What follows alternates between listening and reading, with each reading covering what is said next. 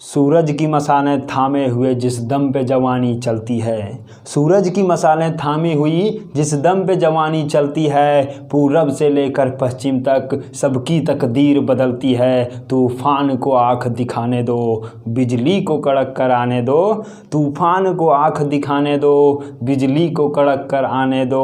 महफिल ही नहीं, मजलिस ही नहीं, ये सारा तराना बदलेगा। तू खुद को बदल, तू खुद को बदल, फिर तो ये ज़माना बदलेगा।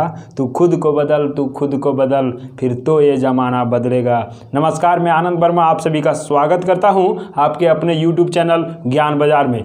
इस वीडियो के माध्यम से आज हम बात करने वाले हैं भारतीय संविधान के भाग 3 और भाग 3 में हमारा मौलिक अधिकार का वर्णन किया गया है। दोस्तों यहाँ पे जानेंगे कि भाग 3 में मौलिक अधिकार जो अनुच्छेद 12 से लेकर के 35 में वर्णित है उसके बारे में हम पूरा जानकारी प्राप्त करने वाले हैं। यहाँ से ये जानने वाले हैं कि हमारा मौलिक अधिकार किस देश से लिया गया है और इसके सारे प्रावधान को एक एक करके हम पूरा डिस्कस करने वाले हैं। अर्थात अनुच्छेद 12 से लेकर के 35 तक जितने भी चीज़ों का वर्णन किया हुआ है वो सारा चीज़ हम जानने वाले हैं। मतलब कह सकते हैं कि यहाँ से आपको फुल पैकेज मिलने वाला है, पूरा पैकेज मिल जाने वाला है। इसके बाद आपको कहीं भटकने की ज़रूरत नहीं होगा और यहाँ से आप सब कुछ जान पाएंगे। तो चलिए आज के सेशन को शुरू करते हैं और यहाँ से हम जानते हैं दोस्तों भारतीय संविधान के भाग 3 में जो मौलिक अधिकार वर्णित है उसके बारे में। मौलिक अधिकार आखिर हम कहेंगे किसको? तो मौलिक अधिकार उस किसी भी व्यक्ति को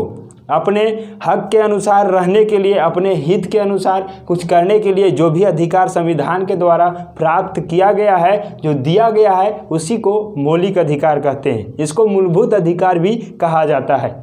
यहाँ से हम बात करते हैं कि मौलिक अधिकार को अमेरिका के संविधान से लिया गया है और भारतीय संविधान में अमेरिका के संविधान को प्रावधान को भारतीय संविधान में मौलिक अधिकार के तौर पर ऐड किया गया है। यहीं पे हम बात करेंगे दोस्तों कि भारतीय संविधान के मौलिक अधिकार को मैग्ना कार्टा के नाम से जाना जाता है। ये चीज़ दो चीज़ महत्वपूर्ण यहाँ से हो गया। अब यहाँ पर हम बात करते हैं कि जो हमारा पहले संविधान था उसमें 7 मौलिक अधिकारों का वर्णन किया गया था। अर्थात यहाँ के लोगों को 7 मूल अधिकार दिए गए थे, लेकिन 44वां संविधान संशोधन 1978 के द्वारा एक मौलिक अधिकार को हटा करके उसको कानूनी अधिकार बना दिया जाता है और वो अधिकार संपत्ति का अधिकार था। ठीक है, जो अनुच्छेद 31 में वर्णित था, उस 31 के अनुच्छेद को हटा करके भारतीय संविधान के अनुच्छेद 300 के 1 में ले जा करके रख दिया गया, जो संपत्ति का अधिकार था और वो मौलिक अधिकार में था, लेकिन अब उसको कानूनी अधिकार बना दिया गया है। और इस तरह से अब हमारा मौलिक अधिकारों की संख्या 7 से घट करके 6 हो गई है। तो आज हम बात करेंगे वो सारे 6 मौलिक अधिकारों का और उसी में हम बात करेंगे दोस्तों कि यहाँ से कौन से अनुच्छेद किस अधिकार में है। जैसे 6 अधिकार है तो उसको हम सबसे पहले जानते हैं कि पहला जो है समता और समानता का अधिकार है, दूसरा स्वतंत्रता का अधिकार है, तीसरा शोषण के विरुद्ध अधिकार है, चौथा धार्मिक स्वतंत्रता का अधिकार है, पांचवा शिक्षा और संस्कृति का अधिकार है और वहीं पे छठा संवैधानिक उपचार का अधिकार है। अब यहाँ से डायरेक्ट इस तरह से क्वेश्चन पूछा जाता है कि कौन से अनुच्छेद किस मौलिक अधिकार में है। तो यहाँ पे हम बात कर लेते हैं कि समता और समानता का अधिकार में अनुच्छेद 14 से 18 आता है। वहीं पे स्वतंत्रता का अधिकार में 19 से 22। तो ये आप सीक्वेंस को बना करके रखेंगे कि 14 से 18 आ गया, फिर 19 से 22 आ गया, किसमें? स्वतंत्रता का अधिकार में। और यहाँ पे शोषण के विरुद्ध अधिकार 23 से 24। यहाँ पे सीक्वेंस 19 से 22 था, फिर उसको 23 से 24 करेंगे, वो हमारा शोषण के विरुद्ध अधिकार। इसको आप नंबर वाइज ही रखेंगे, सीक्वेंस में रखेंगे तो बहुत बेहतर होगा और याद भी बहुत आसानी से हो जाएगा। तो यहाँ से हम शोषण के विरुद्ध अधिकार को देखें कि 23 से 24 में, ठीक है, वर्णित है शोषण के विरुद्ध अधिकार। वहीं पे हम बात करेंगे कि धार्मिक स्वतंत्रता का अधिकार जो अनुच्छेद 25 से 28 में वर्णित है। अनुच्छेद को याद करना है। उसके बाद हम देखेंगे शिक्षा और संस्कृति का अधिकार जो अनुच्छेद 29-30 में है और वहीं पे संवैधानिक उपचार का अधिकार अनुच्छेद 32 से 35 में वर्णित है। अनुच्छेद को आप 2-3 बार पढ़ेंगे तो आपको आसानी से याद हो जाएगा। और इस वीडियो के माध्यम से ही हम सारा कुछ आपको अभी डिटेल में याद करा देने वाले हैं, सब कुछ याद हो जाने वाला है। तो चलिए यहाँ से हम बनते हैं मौलिक अधिकार के साथ और डिटेल में जानते हैं। देखिए सबसे पहले हम बात करेंगे कि अनुच्छेद ये 12 से 35 में वर्णित है। तो दोस्तों 12 में क्या है, देखिए जैसे हमने समता और समानता का अधिकार को देखा 14 से 18, और 12 और 13 जो छूट जाता है उसके बारे में हम बात करते हैं। तो अनुच्छेद 12 में मौलिक अधिकार की परिभाषा दिया हुआ है। जैसा कि हमने बताया कि किसी भी व्यक्ति को उसके अपने हित के अनुसार जो भी है जरूरी वो प्राप्त कराना, वो देना, वही मौलिक अधिकार कहलाता है। तो उसी का परिभाषा अनुच्छेद 12 में दिया गया है। वहीं पे 13 में कहा गया है कि जो भी मौलिक अधिकार होगा उसको न्यायालय के द्वारा लागू किया जा सकता है। ठीक है, तो ये हमारा हो गया 12 और 13 का क्लियर हो गया। अब यहीं से हम बात करते हैं समता और समानता का अधिकार। जो पहला अधिकार है वो समता और समानता का अधिकार है। अर्थात क्या, जो भी व्यक्ति होंगे उसको किसी कैटेगरी के अनुसार सभी को क्या है, समानता दिया गया है। और उसको हम याद करेंगे 14 से 18। समानता से आप याद कीजिए 14 से 18 दोनों क्या है, सम है ना। तो सम है तो यहाँ पे क्या करेंगे 14 से 18, बीच में 16 भी आता है तो क्या हम याद रखेंगे 14 से 18 समता और समानता के अधिकार में आता है।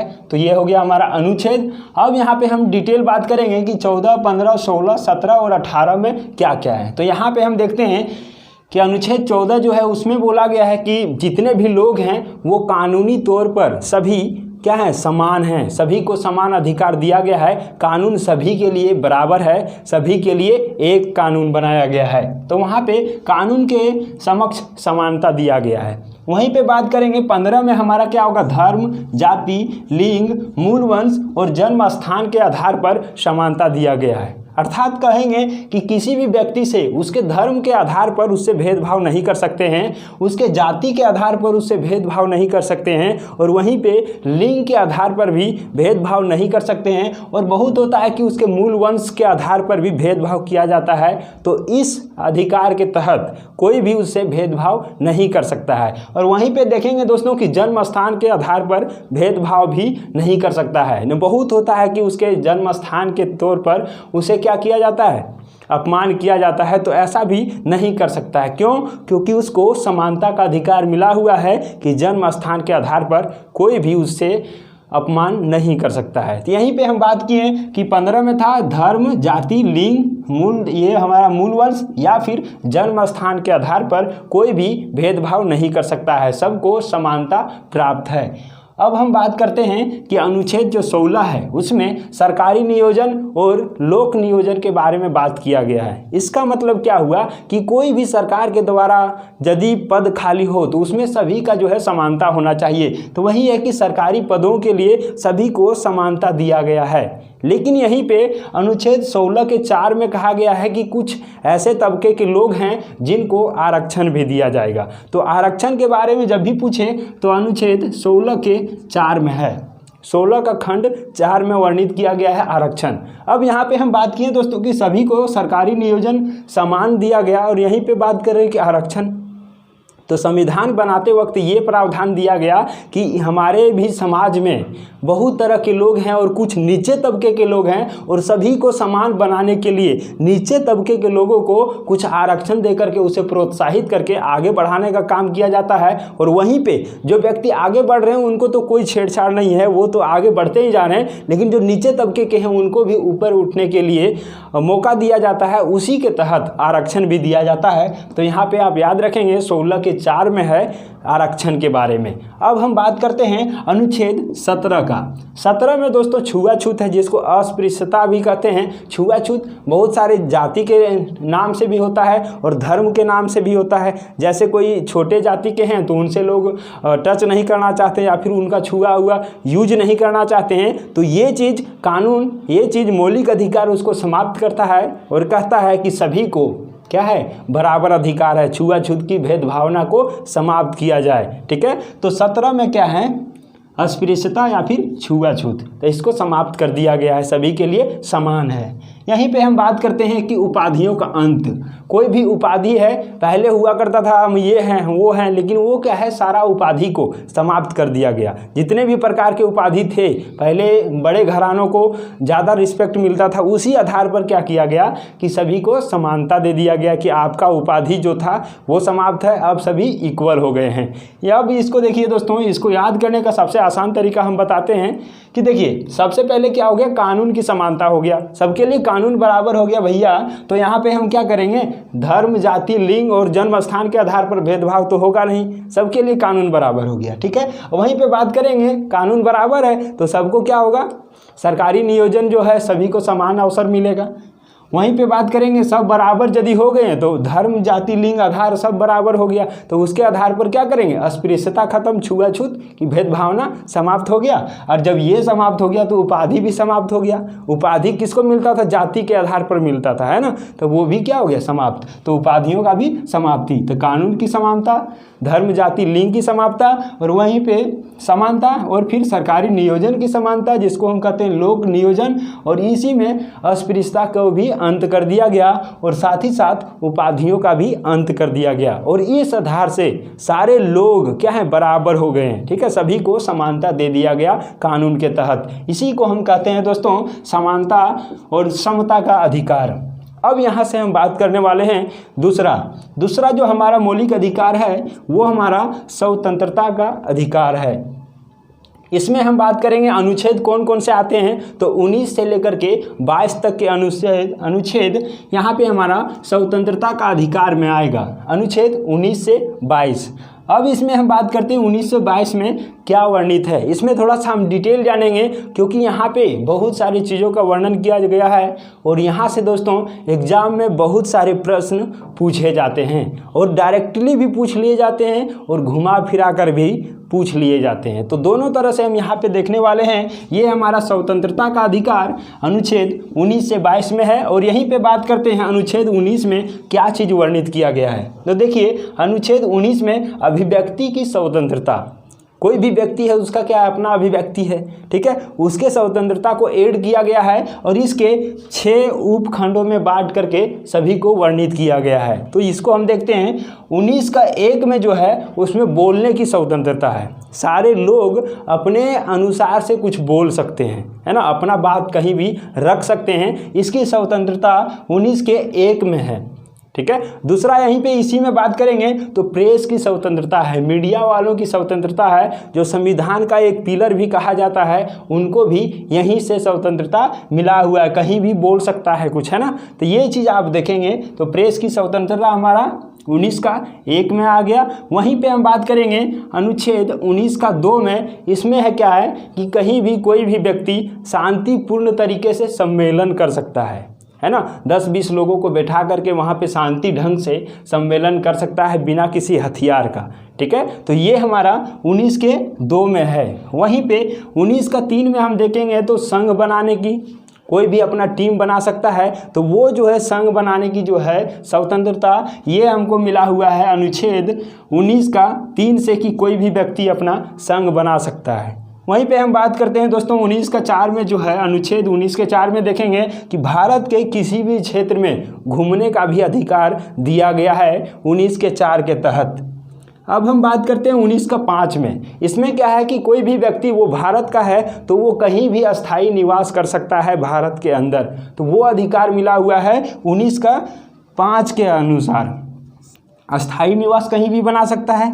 नेक्स्ट हम बात करते हैं 19 का 6, 19 के भाग 6 में बताया गया है कि व्यापार और आजीविका कर सकता है, अपने जीवन यापन के लिए कोई भी व्यापार या फिर अपना जीविकोपार्जन के लिए कुछ भी कर सकता है। ठीक है, तो यहाँ से हम इसको आसानी से याद कैसे करेंगे, देखिए कि कोई भी व्यक्ति है तो वो क्या है, अपना जॉब के प्रिपरेशन कर रहा है, कंपटीशन का तैयारी कर रहा है। जैसे आप अपने ऊपर ले लीजिए, क्या है कंपटीशन का तैयारी कर रहे हैं तो क्या होता है, अपना हक को मांगते हैं, अपना अधिकार को बोलते हैं। जैसे अभी आपने देखा था कि रेलवे और एसएससी को लेकर के आवाज़ उठाया गया, तो बोलने की स्वतंत्रता है, हम अपना अधिकार को मांगेंगे, है ना। तो देखिए बोलने की स्वतंत्रता हो गया, तो यहाँ से हम क्या करेंगे, अपने अधिकार को मांगेंगे कि यहाँ पे धांधली हो रहा है, यहाँ पे गलत हो रहा है, तो इसको सही किया जाए, ये हमारा अधिकार है। तो यहाँ से बोलने के अधिकार हो गया। अब भाई साहब देखिए, सरकार ने बोलने पर तो सुना नहीं, क्या आप बोल करके थक गए फिर भी कोई यहाँ पे कार्रवाई नहीं हुआ तो क्या करेंगे आप? सम्मेलन करेंगे।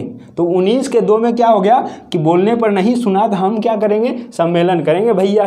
तो यहाँ पे हम सम्मेलन कर गए, सम्मेलन भी किए, पूरा सम्मेलन किए, लेकिन कोई सुनने वाला नहीं। तो हम क्या करेंगे कि कोई भी विशेष जगह पर हम सभा का आयोजन करेंगे, उसमें सारे लोग को इकट्ठा करेंगे। हो सकता है इससे सरकार सुने, लेकिन भैया देखिए आप सभा भी कर दिए, 19 के 3 के तहत संघ बना लिए। अब संघ भी बना लिए, जैसे स्टूडेंट यूनियन संघ हो गया, अपना संघ बना लिए सभी स्टूडेंट का। तो यहाँ से 19 के 3 के तहत संघ भी बना लिए, लेकिन क्या है सरकार तब भी ना सुनेगा तो आप क्या करेंगे? आप करेंगे क्या कि भारत के हर क्षेत्र में घूम घूम करके सारे लोगों को जागरूक करने का काम करेंगे कि आइए भाई साहब आपका भी ये लड़ाई है, आइए भाई साहब आपका भी ये लड़ाई है। और सारे लोग मिल करके क्या करेंगे? जुड़ेंगे। तो आप क्या कर रहे हैं कि घूम करके भारत के हर क्षेत्र में घूम करके सभी को बता रहे हैं। तो यहाँ से भारत के किसी भी क्षेत्र में घूमने की जो है स्वतंत्रता ये 19 के 4 में है। अब मान लीजिए घूमे कहीं भी गए, मान लीजिए आप झारखंड से हैं, बिहार गए, तो वहाँ पे निवास करना होगा ना, रुकना होगा ना। तो वहाँ से हम क्या देखेंगे? अस्थाई निवास, जो हमारा केस में आता है 19 के 5 में आता है। तो वहाँ पे अस्थाई निवास करना होगा, रुकना होगा कुछ दिनों के लिए, क्योंकि आप घूम घूम कर सभी लोगों को बताएंगे तो कहीं तो रुकेंगे ना। तो वो हमारा क्या हो गया? अस्थाई निवास आ गया। किस में? 19 का 4 में, 5 में। ठीक है। अब बात करते हैं कि आप उस तरह से भी देखें लेकिन आपका आवाज़ को सुना नहीं, तो अंत में क्या करेंगे? भाई आपका तो जॉब तो लगना है नहीं। अंत में आप करेंगे ये कि अपना कोई धंधा खोल करके बैठ जाएंगे, अपना कोई व्यापार कर लेंगे, अपना जीविकोपार्जन के लिए आप कुछ करेंगे, है ना, क्योंकि आपका जॉब नहीं लगा, इतना सारा आपने ट्राई कर लिया, कोशिश कर लिया। तो अंत में ये आता है 19 का 6 में कि आप कोई व्यापार कर लें या फिर आजीविका, अपना कोई भी धंधा स्टार्ट करें। ये हमारा क्या हो गया? 19 का 6 में व्यापार और आजीविका के बारे में अधिकार देता है। ये चीज़ आपको बहुत ही आसानी से, ये हमारा अनुच्छेद 19 का हर एक पार्ट क्लियर हो गया होगा। वहीं पे अब हम बात करते हैं दोस्तों कि अनुच्छेद 20 में क्या कहा गया है। 20 में कहा गया है कि अपराधों के लिए दोष सिद्ध के संबंध में बताया गया है। जैसे किसी भी व्यक्ति को अपराधी तब कहा जा सकता है जब उसके जो अपराध किया हुआ है उसके लिए वहाँ पे सिद्ध हो जाना चाहिए उसके गलती को, तभी उसी को अपराधी कहा जा सकता है। अन्यथा यदि कारण सिद्ध नहीं हो रहा है तब तक उसको हम अपराधी घोषित नहीं कर सकते हैं। और उस समय किसी भी व्यक्ति के पास ये अधिकार होता है कि मान लीजिए किसी भी व्यक्ति को अपराधी सिद्ध कर रहा है तो उसको क्या है कि अपराध के अनुसार ही दंड दिया जाएगा। मतलब क्या है कि अपराध कोई व्यक्ति किया हुआ है 2014 में ही, और उस समय उस अपराध के लिए 3 महीना का दंड था, और आज उसको यदि सज़ा दिया जा रहा है 2021 में, तो आज के अनुसार के इसमें 1 साल कर दिया गया है, तो उसको 1 साल की सज़ा नहीं दिया जाएगा। मतलब क्या है कि वही जिस समय वो गलती किया था, दंड किया था, अपराध किया था, उस समय यदि जितना था दंड उतना ही दंड अभी भी दिया जाएगा। मतलब गलती करते समय जितना उसका था दंड उतना ही दंड दिया जाएगा। तो ये हमारा क्या हो गया? अपराध के अनुसार ही दंड दिया जाएगा। दूसरा क्या है कि अपराध का कारण सिद्ध करना होगा कि अपराध किया है, उसको साबित करना होगा। और तीसरा क्या है कि अधिक दंडित नहीं किया जाएगा। ऐसा नहीं कि एक बार उन्होंने चोरी किया और उसके लिए उसे बहुत बार दंड दिया जा रहा है। एक बार गलती किया है तो उसके लिए उसे एक ही बार सज़ा मिलना चाहिए। तो ये अधिकार 20 के अनुच्छेद 20 में वर्णित है। अब बात करते हैं दोस्तों अनुच्छेद 21 के बारे में। और अनुच्छेद 21 में हमारा प्राण एवं दैहिक स्वतंत्रता प्रदान किया गया है।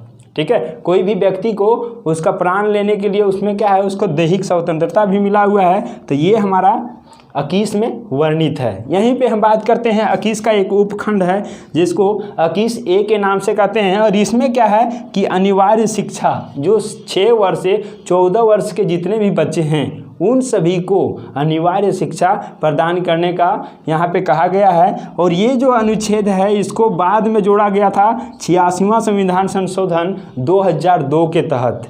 ये क्वेश्चन पूछा जाता है कि 86वां संविधान संशोधन के तहत क्या जोड़ा गया अनुच्छेद 21 में। तो इसमें जोड़ा गया कि 6 वर्ष से 14 वर्ष के बच्चे को अनिवार्य शिक्षा दिया जाएगा। अब यहीं पे हम बात करते हैं कि अनुच्छेद 22 के बारे में, जो स्वतंत्रता का अधिकार ही है। और इसमें हम बात करेंगे कि किसी भी व्यक्ति को संदेह के आधार पर उसे गिरफ्तार किया जा सकता है। किसी भी व्यक्ति पर संदेह हुआ कि ये व्यक्ति अपराध कर सकता है तो उसके आधार पर उसे गिरफ्तार किया जा सकता है। तो यहाँ पे थोड़ा सा देखेंगे दोस्तों, ये अनुच्छेद 22 और ये हमारा 20 थोड़ा सा मिलता जुलता है, लेकिन यहाँ पे हम बात करेंगे ये जो 20 था ये क्या था, अपराधों के संबंध में था, और यहाँ पे क्या है कि गिरफ्तारी के संबंध में है। तो पहले क्या होता है, अपराध करता है, उसके बाद गिरफ्तार होता है। तो आप याद रखेंगे कि अनुच्छेद पहले 20 होगा जिसमें क्या किया, वो अपराध किया है, उसके बाद क्या होगा 22 में होगा कि उसका गिरफ्तारी किया जाएगा। तो कन्फ्यूजन यहाँ से होता है, तो ये चीज़ आप क्लियर कर लेंगे। अब यहाँ से हम बात करते हैं 22 का। तो 22 में क्या है कि जो भी व्यक्ति को संदेह के आधार पर गिरफ्तार कर रहा है तो उसके पास 3 प्रकार के अधिकार हैं। क्या अधिकार है भाई, कि हम पूछ सकते हैं कि हमारा कारण क्या है गिरफ्तारी करने का, भाई हमको क्यों गिरफ्तार कर रहे हो। तो ये क्या है, पूछने का अधिकार है जिसको गिरफ्तार कर रहा है उसको। दूसरा क्या है कि उसे 24 घंटे के अंदर निकटतम मजिस्ट्रेट के पास प्रस्तुत करना होता है, और उसमें क्या होता है कि ले जाने आने का जो समय होता है उसको घटा दिया जाता है। तो ये चीज़ आप क्लियर कर लेंगे कि 24 घंटा का समय होता है और उसी में उसको ले जाया जाना होता है। ठीक है, यहीं पे हम बात कर सकते हैं दोस्तों कि यदि वो गिरफ्तार किया हुआ व्यक्ति ये साबित हो गया तो उस समय क्या है, गिरफ्तार किया है तो वो व्यक्ति क्या है कि अपना कानूनी सलाह अपने मनपसंद के मजिस्ट्रेट से ले सकता है। किसी वकील से, अच्छे वकील से वो कानूनी सलाह ले सकता है कि इस आधार पर हमें क्या करना चाहिए। तो वो भी अधिकार, मनपसंद कानूनी सलाह लेने का अधिकार उसके पास होता है जिसे गिरफ्तार किया गया है। वहीं पर हम बात करेंगे अब तीसरा जो मौलिक अधिकार है वो शोषण के विरुद्ध अधिकार है, और शोषण के विरुद्ध अधिकार अनुच्छेद 22 से 24 में है। अनुच्छेद 23 और 24 में शोषण के विरुद्ध अधिकार को रखा गया है। यहाँ पे हम बात करते हैं अनुच्छेद 23 जो है इसमें क्या वर्णित है। दोस्तों यहाँ पे हम देखेंगे 2 तरह के अनुच्छेद 23 और 24। 23 में हमारा क्या वर्णित है, तो मानव का गलत व्यापार करना, ठीक है, गलत व्यवहार किसी का है, ज़बरदस्ती श्रम है, बलात् श्रम है, तो ये सारे चीज़ों पर रोक लगाया गया है। अर्थात ये आप नहीं कर सकते हैं, ये कानूनन अपराध है। तो इन सारे चीज़ों के पर रोक लगाया गया है, तो वो हमारा अनुच्छेद 23 के अंतर्गत आता है। यहीं पे हम बात करेंगे अनुच्छेद 24, और इसमें कहा गया है कि 14 वर्ष से यदि कोई कम उम्र का बच्चा है तो उसे कोई भी ऐसे कारखाने या फिर खान, बंदरगाह या फिर संकटमय नियोजन में काम पर नहीं रखा जाना चाहिए। उसे क्या है 14 वर्ष तक है ना। तो देखिए यहाँ पे हमने देखा था कि 6 से 14 वर्ष तक क्या है उसको अनिवार्य शिक्षा दिया जाना चाहिए, लेकिन उसके पहले आप क्या है किसी भी बच्चे को जिसका उम्र जो है 14 वर्ष से कम है उसको आप काम पर नहीं रख सकते हैं। तो ये हमारा वर्णित है अनुच्छेद 24 में। ठीक है, इसको रिलेट कैसे करेंगे, तो देखिए अनुच्छेद 24 है और यहाँ पे 14 वर्ष है तो इससे 10 कम है ना। तो यहाँ से आप इसको कंप्लीट कर लेंगे। क्या है 24, 14, तो 14 वर्ष से कम उम्र वाला क्या होगा, अनुच्छेद 24 में वर्णित है कि उसको काम पर नहीं रखा जा सकता है, काम नहीं दिया जा सकता है। उसके बाद हम यहाँ पे बात करते हैं चौथा जो हमारा धार्मिक स्वतंत्रता का अधिकार है।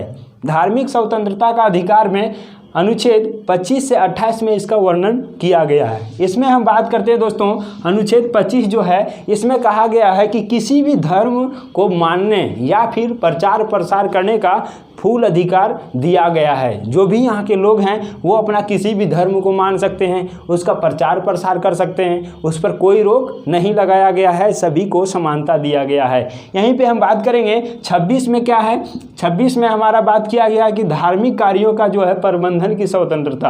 आप कोई धार्मिक कार्य करने जा रहे हैं तो उसके लिए जितने भी चीज़ों की ज़रूरत होगा उसको आप प्रबंध कर सकते हैं, उसका व्यवस्था बना सकते हैं, उसके लिए आपको स्वतंत्रता प्रदान किया गया है। तो ये चीज़ हम कहाँ देखें, अनुच्छेद 26 में। अब हम बात करते हैं अनुच्छेद 27 का, और 27 में क्या है कि सरकारी अनुदान के प्राप्त जो है शिक्षण संस्थान, यहाँ पे हम बात करते हैं अनुच्छेद 27 में। तो इसमें क्या है कि धार्मिक कार्यों में उत्पन्न जो अर्थ है उस पर कोई प्रकार का टैक्स नहीं लगेगा। अर्थात कोई भी धार्मिक कार्यों से जितने भी पैसे आते हैं, जितना भी पैसा इकट्ठा हुआ उस पैसे पर कोई भी टैक्स नहीं लगता है। तो ये चीज़ कहा गया है अनुच्छेद 27 में। तो यहाँ से आपका 27 तक कंप्लीट हो गया होगा। अब हम बात करते हैं अनुच्छेद 28 जो धार्मिक स्वतंत्रता का अधिकार है, और इसमें कहा गया है दोस्तों कि सरकारी अनुदान से प्राप्त जो शिक्षण संस्थान है जो सरकारी हैं उसमें क्या होगा कि कोई विशेष धार्मिक शिक्षा नहीं प्रदान किया जाएगा, कोई भी धार्मिक शिक्षा उसमें प्रदान नहीं किया जाएगा। तो ये हमारा सरकारी अनुदान जो भी सरकारी संस्थान है उसमें कोई धर्म का शिक्षा नहीं दिया जाएगा। तो ये हमारा अनुच्छेद 28 में वर्णित है। अब यहाँ पे हम बात करते हैं जो 5वां है वो हमारा है 5वां शिक्षा और संस्कृति का अधिकार। तो इसके बारे में हम पूरा जानकारी प्राप्त करेंगे। एक बार इसको हम शॉर्ट रिवीजन कर लेते हैं दोस्तों। यहाँ से हम देखें कि 12 में परिभाषा दिया हुआ है, 13 अनुच्छेद में कहा गया है कि इसे न्यायालय के द्वारा लागू किया जा सकता है। वहीं पे हम बात करेंगे कि समता और समानता का अधिकार हमारा 14 से 28 में है। फिर इसमें 14 में देखें कानूनी समानता होगा, 15 में देखें कि धर्म, जाति, लिंग तथा मूल वंश और जन्म स्थान के आधार पर समानता होगा। फिर यहाँ पे हमने देखा 16 में कि सरकारी नियोजन है, सभी को सरकारी भाग लेने के लिए सबको समान अधिकार है।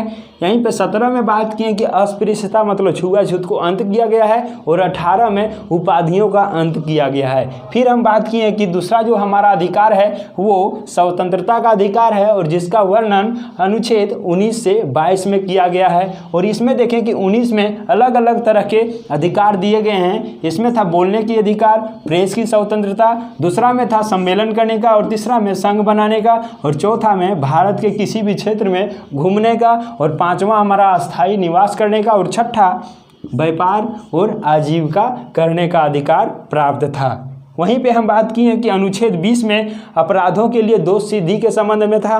वहीं पे 21 में है प्राण एवं दैहिक स्वतंत्रता दिया गया है। और बात की है दोस्तों अनुच्छेद 22 में संदेह के आधार पर किसी भी व्यक्ति को गिरफ्तार किया जा सकता है। फिर हम यहाँ पे देखें तीसरा जो मौलिक अधिकार है वो शोषण के विरुद्ध अधिकार जो अनुच्छेद 23 से 24 में वर्णित है। और 23 में कहा गया है कि मानव का गलत व्यापार, गलत व्यवहार या फिर जबरदस्ती श्रम को रोक लगाया गया है। वहीं पे 24 में हम देखें कि 14 वर्ष से कम उम्र के बच्चों को कारखाने या फिर संकटमय नियोजन में काम पर नहीं रखा जा सकता है, उससे उसको रोक लगाया गया है। और हम यहाँ पे देखें कि धार्मिक स्वतंत्रता का अधिकार जिसका वर्णन अनुच्छेद 25 से 28 में है। और यहाँ पे हम देखें 25 में कि किसी भी व्यक्ति को धर्म कोई भी मान सकता है, उसका प्रचार प्रसार कर सकता है। और 26 में धार्मिक कार्यों पर जो भी है प्रबंध करा सकता है, कुछ भी चीज़ उसको कमी हुआ तो उसको। और वहीं पे 27 में देखें कि धार्मिक कार्य से उत्पन्न जितना भी अर्थ है, पैसा जितना भी आया उस पर कोई टैक्स नहीं लगा सकता है। और 28 में सरकारी अनुदान जितने भी संस्थान हैं उनमें कोई भी धर्म का शिक्षण नहीं किया जाएगा, धार्मिक शिक्षा नहीं दिया जाएगा। तो इस तरह से हम यहाँ पे 4 मौलिक अधिकारों का चर्चा किया। अब हम बात करेंगे 5वें जो मौलिक अधिकार है शिक्षा और संस्कृति का अधिकार, और उसके बाद हम बात करेंगे संवैधानिक उपचार का अधिकार।